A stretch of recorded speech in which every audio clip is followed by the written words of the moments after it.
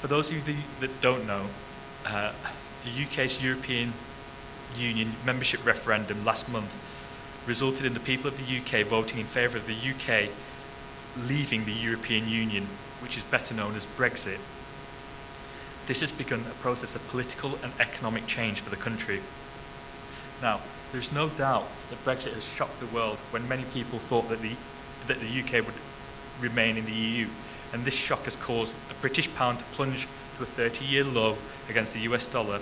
It's caused great uncertainty to the UK economy, and it's had a huge impact on the EU's cohesion, confidence and international reputation.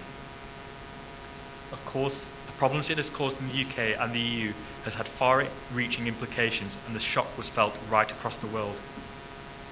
I must warn you about the fact that until recently there is no unified regulation for granting non-European employers, self-employed persons, entrepreneurs, the right to access and to work in the Eurozone.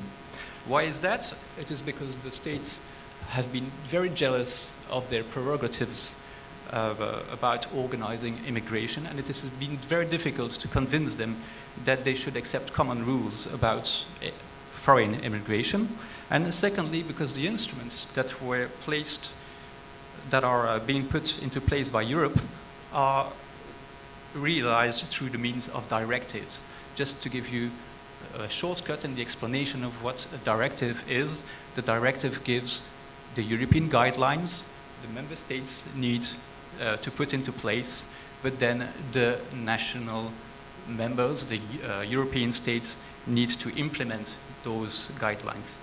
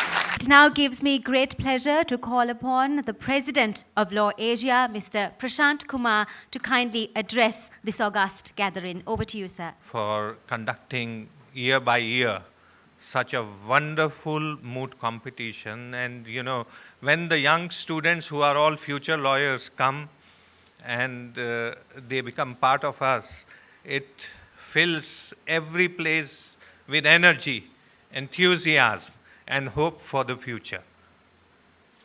And I was telling him that one more feature which they have introduced, and I happened to just have a glimpse of it by chance, is that this moot of Lawasia does not merely inculcate spirit of competitiveness. It tries to inculcate that how ultimately when you join profession as students or even otherwise in life, You all have to connect together, know each other more closely. You are not just competitors. And for that, I think Raphael asked them to provide a 3.5 minute of their introductory video.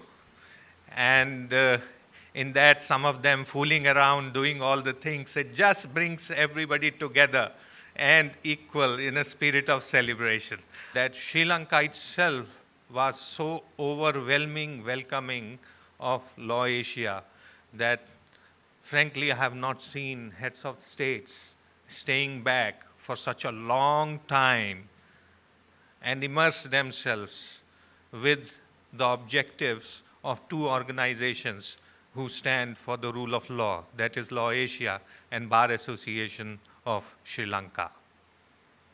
Give a big hand to the Bar Association of Sri Lanka for standing by the rule of law and of course for holding this wonderful, wonderful, wonderful event.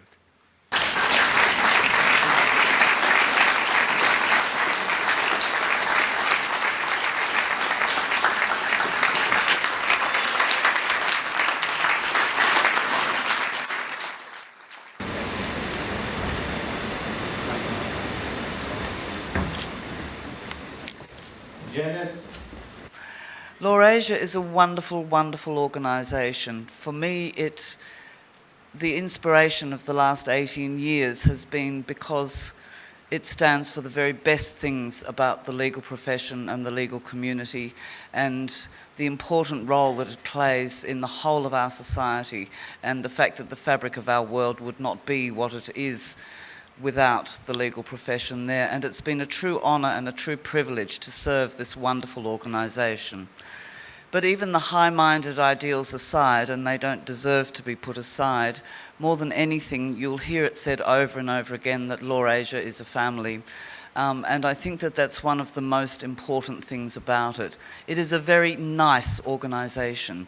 It operates with consensus and cooperation for the greater good of everybody. It operates with a sense of inclusivity so that it doesn't matter whether you're the wealthiest, the most erudite, or you're somebody who's neither of those things. You're welcome in the organisation, and that to me is a very important thing.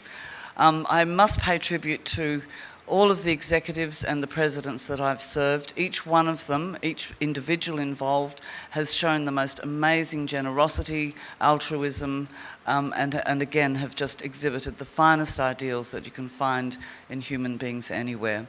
I had hoped to make my exit a little more quietly than has actually happened, so I'm totally unprepared to speak.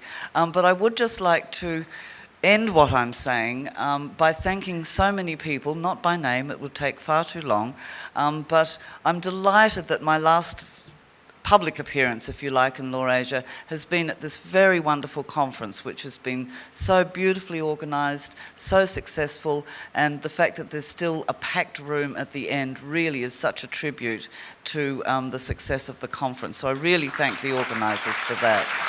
And from that time, with our organizing committee,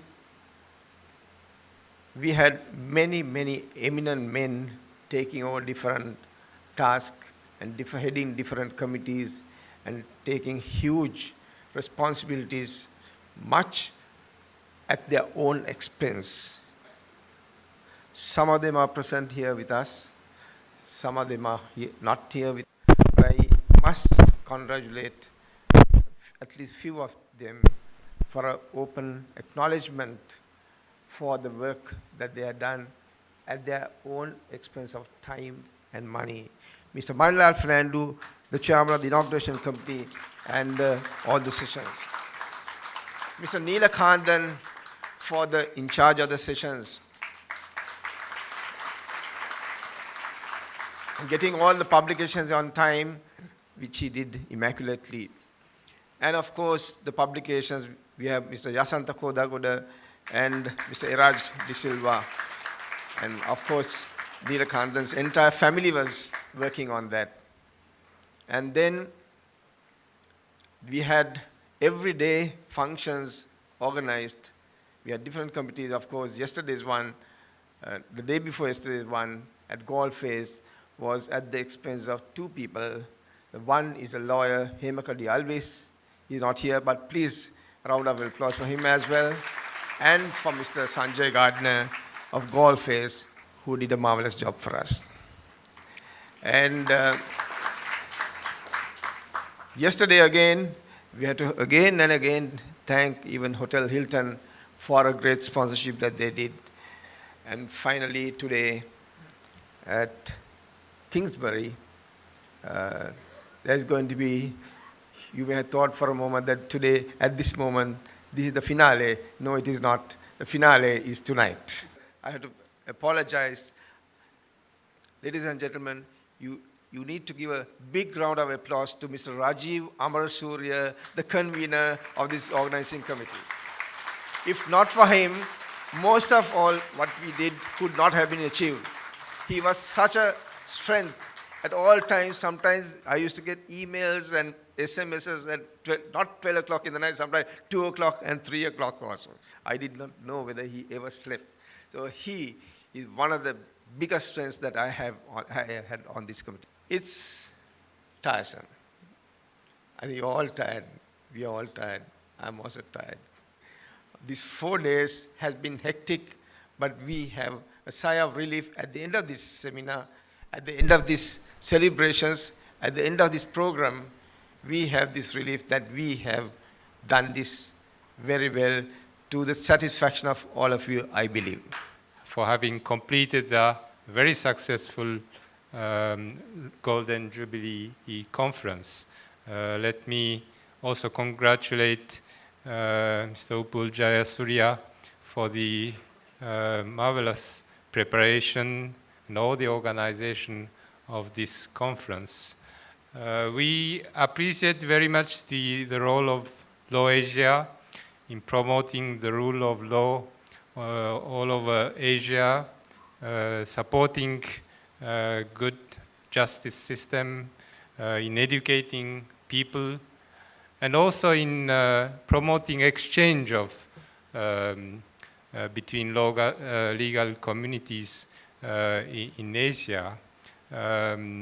The Japanese legal community is very much appreciative of this function, and we have participated throughout the years to these activities, and we hope to be able to continue to contribute to these activities. It is also very important that this Golden Jubilee has been held just now in this period in Sri Lanka. As Mr. Jayasuriya has pointed out, Sri Lanka is now undergoing a very important change, and we are promoting the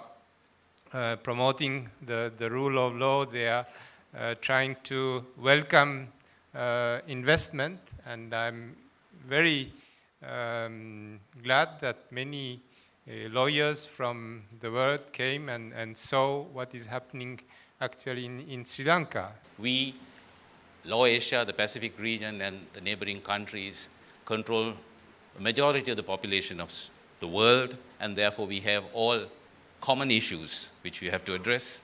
We have had stimulating discussions on various areas of the law, but it's very astounding that Asia, what it is renowned for most of all, is that underlying everything is the need for the rule of law, democracy, good governance, and peace.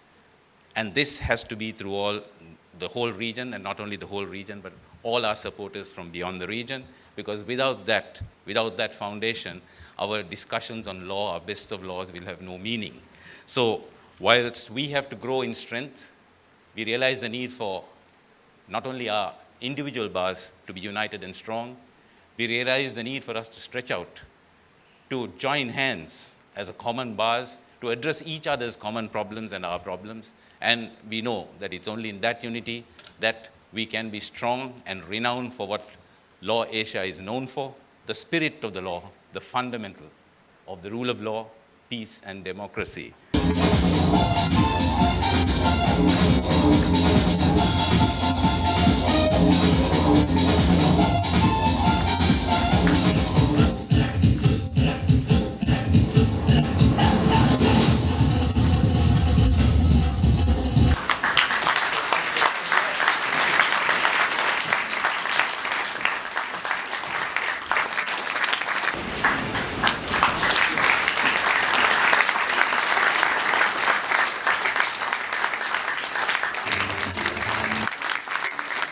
And how wonderful that after Sri Lanka, it should be Japan that hosts the next Lawasia conference.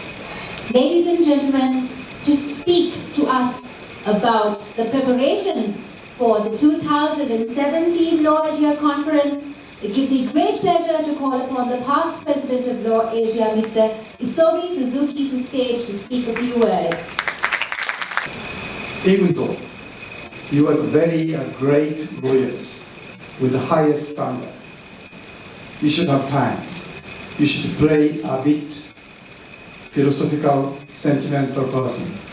I think this is my time to be a bit sentimental. 5 years ago, there was a Lawasia conference, small one, but it is called a Business Law Conference, with international and local participants.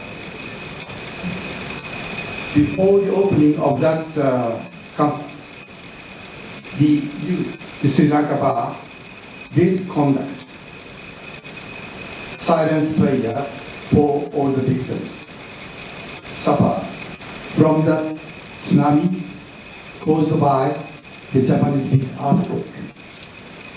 I found out that you also had 7 years prior to that earthquake, Sri Lanka suffered a big tsunami.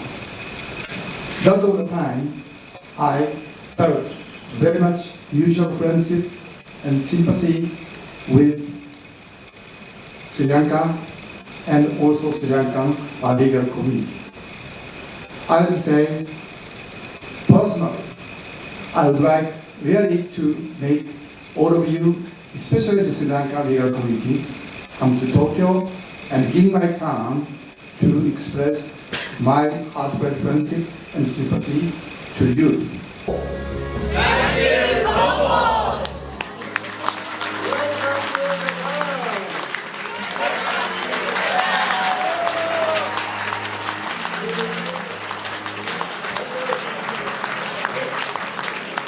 But he has promised he will bring it to Tokyo.